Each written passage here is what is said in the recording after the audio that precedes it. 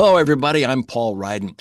Growing up surrounded by pigs, chickens, and a favorite cow doesn't seem like the right start for a successful career unless you're planning on being a farmer or a veterinarian, or in the case of our guest today, Beverlee McGrath, a nationally recognized animal rights activist and author. Her latest book is Finding Beverlee, a work of fiction based on a life dedicated to the welfare of our four-legged friends. Welcome, Beverlee. Who's your friend there? Oh, thank you, Paul. Well, these are two of my horses, and they're rescue like everything else Uh-huh. here on the ranch. When they first arrived, the veterinarian unloaded them and said, the first thing you have to do with these horses is put 1,000 pounds on each of them. They're Oh, terribly underweight and they've been underfed their entire life. okay. So that's what I did, and they're very healthy now. They're going to live out their life here. This is Brooks and this is Dunn. Oh, very good. Brooks and Dunn. Well, it's better than Sacco and They're Vanzetti, I guess. very affectionate. Belgian draft horses are the strongest horses in America, and they're the largest. They're larger than Clydesdale. Really, they're beautiful. Well, the star of your latest book is a dog, right? Named Scarlet, but she's Yeah. a very special dog, and so is her new friend. Tell us about the story. Okay. Well, as I say, I do rescue. So I went to the pound, the animal shelter, and I told them that I was in the market because I had just lost my border collie to cancer. And I said, I'd like to get two small dogs, two of your dogs that are the oldest dogs here that have been here the longest, and no one wants to adopt them, and ones that preferably have health issues. And so I adopted Scarlet, Miss Scarlet, she was called, and Lucy. I was going to bring Lucy out, but she's kind of fragile, so I left her in the house. Uh-huh. Um, Miss Scarlet was deaf and blind. We don't know from what, probably has been that way for years, and chronic skin allergies and chronic ear infections. So she was very difficult, and I felt so sorry for her, but she became attached to me immediately, and we had a wonderful life together. And I'm just distracted because the donkeys just came in and they saw me with the carrots, and they want some. And the The two do- miniature horses are behind Rosa over here. well, the And donkeys can get their own show. We'll do them later. So this story though, it's not a work of fiction then, or is it a fictionalized version of what you did with Scarlet? it's a real life version. There's nothing that I wrote in the book that didn't actually happen and Oh. wasn't part of our relationship. She followed me everywhere. She wanted to be with me. When I sat down, she came up and curled on my feet. And when I went to another room, she would follow me. It was kind of distracting because I had chores to do because I run a ranch, and this is a huge ranch, and I have over 40 animals that, need care. And I would hate to get up and move because I thought, oh no, Yeah. she's so comfortable, and now I'm going to move and she's going to have to get up and follow me. But she always did. She just had a sixth sense. She acquainted herself with the house immediately, and it's a large house. It's a So she was deaf and blind, right? She was She was deaf and blind. deaf and blind. Wow. Yeah, she was a Yorkshire Terrier, Mm. so she was a small dog. I wish I knew her history so I could tell you that, but no one knew her history. She was abandoned. She was wandering the streets of Ventura, a nearby city here, when the animal control picked her up. Mm. And I talked to the driver, and he said, I felt so sorry for her. She was bumping into things, she didn't know where to go, and Mm, she was eating strange things that were on the street, wrapping paper and paper bags. mm.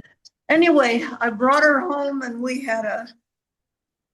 I'm sorry, um, but we had a wonderful couple years together, and I don't regret getting her at all. She was a gift to me, actually. Mhm. She was so affectionate and so sweet. She had wonderful qualities. She was a smart little girl.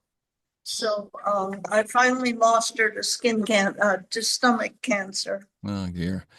Yeah, she was grateful to find somebody who would love her because there aren't that many people who are as attracted to rescue animals as you are. I mean, I know there are a lot of people who are, but I mean, you seem to really have a heart for the downtrodden as far as animals go. I do. I do. I don't know where I got that, but Well, I've I want. always been drawn to animals that had a special need. Uh-huh. I think the book is important because when I give my tours to school children, they always gravitate towards the animal that has the most need, Hmm. the largest incurable health issue. And that's always been very interesting to me that that's the way things work. And in the books that I write, the animals are able to overcome. And it's not fantasy, it's what actually happens in life. So it's an encouragement to children that have disabilities and health issues. Yeah, you've also written about a rabbit, Tiny Tim, who also had special needs. That's kind of your specialty, I guess, in writing? I think it is. I they say that my books are very unusual because they're about real animals, Hmm. real situations, real activities, real rehabilitation, and people either help them to get on with their life, or the animals, like the little goat, the Nigerian goat, who learned to walk upstairs backwards.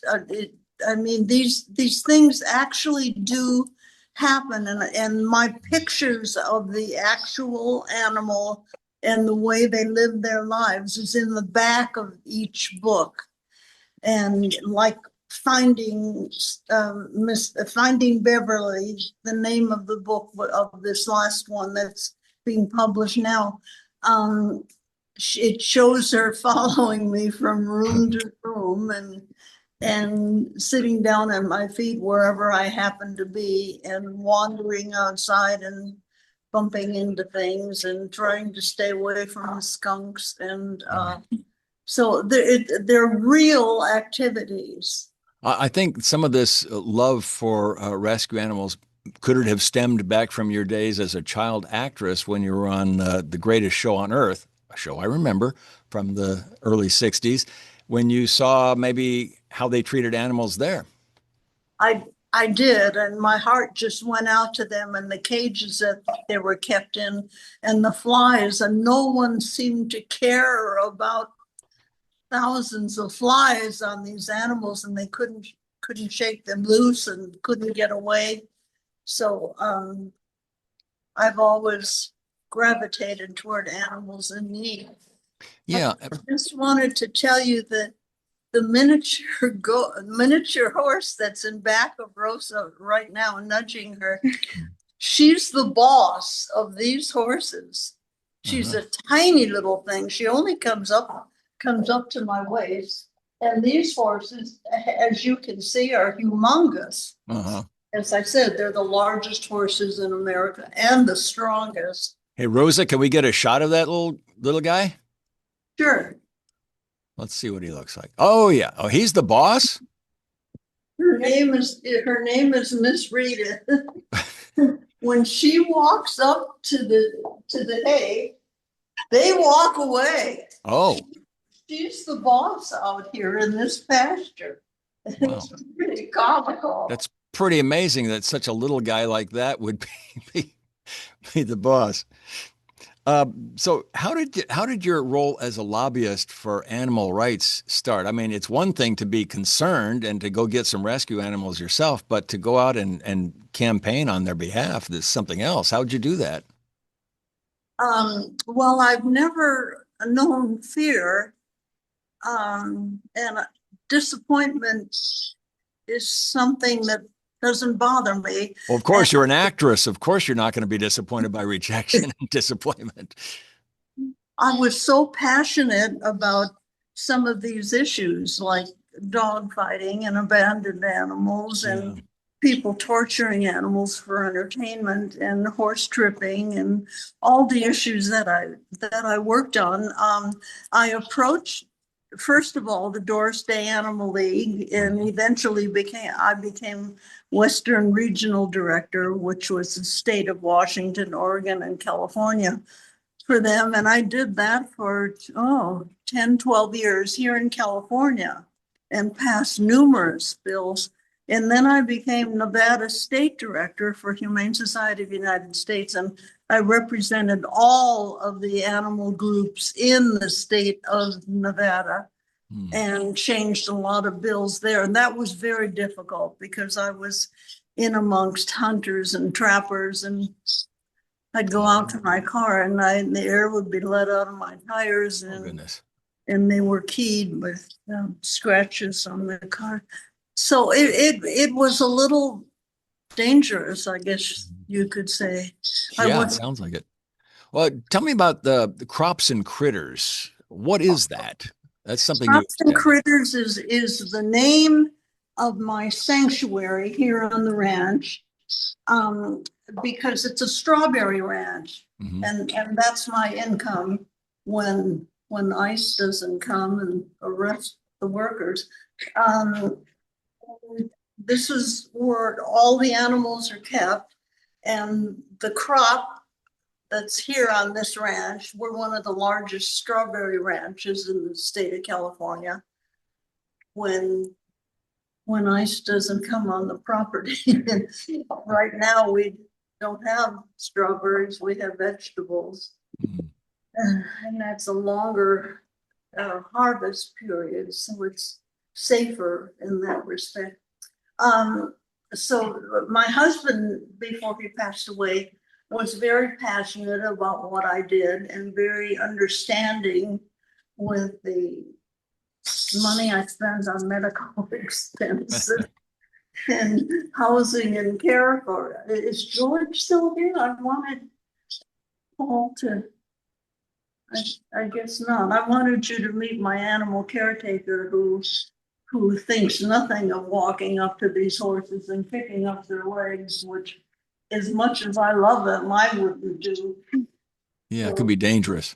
but can you see the size of Good these? grief. That's huge. How much does he weigh? when when they're very affectionate and they rub up against you with the face, they just knock you over. They don't mean to, Yeah. but they're so strong Huh. and so large. I Well, know. it sounds like you benefit animals, obviously, but you also benefit people through their interaction with animals, yes? I didn't understand the question. Well, the children, don't you have children who come in to see the animals? Yes, And I so have. it's not just the animals who benefit, but the kids and other people who interact with them, right? Yeah. Well, I prefer the private schools because the children are so well behaved from the private Yeah. schools. But I have public school and private school tours, as well as ARC, the children that have disabilities, Mhm. and I welcome all of those children, and we have get-togethers. I do I have time to tell you one quick little story on? Sure. Go ahead. So at the end of the tour, I bring the rabbits out of the house, and it was quite a while ago. So I brought Tiny Tim out, and I said, "This is the little rabbit that is crippled from Mhm. birth." and his brother raised him and taught him how to get to the food dish and how to walk on his knees because he did not have control of his legs. And I was talking about the rabbit and holding the rabbit, and this girl that was way in back of the class and had a hood over her head, which she did the entire tour, she ran up to me, ran up the porch stairs, grabbed the rabbit out of my arms, and left with the rabbit. And I suddenly realized, oh my gosh, there's something going on here. The people with emotional problems or disabilities gravitate towards the animals that have Right. disabilities. So that was my first book, A True Story of Tiny Tim. Yeah. Wow. Well, I'll tell you what, this is the perfect book for animal lovers of all stripes and lovers of rescue animals and people who believe that every life, no matter how different, deserves love and a forever home. So Finding Beverlee is the name of the book. It's available on Amazon, Barnes & Noble, Goodreads, and Kobo. And Beverlee, I want to thank you so much for what you're doing, but also thank you for spending a few minutes with us today. Oh, Paul, thank you for having me on your show. It is Really appreciate that. And Brooks and Dunn, thank you as well. They love being in the limelight. Well, good. This is their chance. So can they get them to say a word? No, probably not. Huh? All right. Well, Beverlee, thanks again. I really appreciate it. And thank you, folks, for spending a few minutes with us on the Global Book Network. I'm Paul Ryden. We'll see you next time.